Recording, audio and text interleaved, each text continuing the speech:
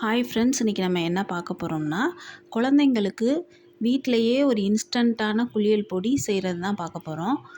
இப்போ நான் என்னென்ன எடுத்திருக்கேன்னா, காஞ்ச செம்பருத்தி பூ, அப்புறம் ஒரு 4, 5 பாதாம், அப்புறம் கொஞ்சமாக பாசிப்பயிறு. இத எல்லாத்தையும் நம்ம மிக்ஸி ஜாரில் போட்டே அரைச்சிக்கலாம். இப்போ நம்ம மொத்தமாக திரித்து வைக்கிறதுக்கு நம்மளுக்கு நேரம் இல்லைன்னா, நம்ம வீட்டிலேயே இப்படி இன்ஸ்டண்ட்டாக ரெடி பண்ணி ஒரு 10 நாளைக்கு 20 நாளைக்கு நம்ம யூஸ் பண்ணிக்கலாம். குழந்தைங்களுக்கு நம்ம வந்து வெளியில் சோப்பு அது இதுன்னு வாங்கி நம்ம போடுறதுக்கு இது ரொம்ப ரொம்ப நல்லது. பாசிப்பயிறுலாம் குழந்தைங்களுக்கு போட்டோம்னா நல்ல ஒரு க்ளோ கொடுக்கும். பாதாம் வந்து நல்ல ஒரு ஸ்கின் வந்து ஒயிட்னிங் கொடுக்கும். கருப்பாக இருக்கிற குழந்தைங்களுக்கு நல்ல கலர் கொடுக்கும். இப்போ இது எல்லாத்தையும் நல்லா மிக்ஸியில் அடிச்சிடலாம்.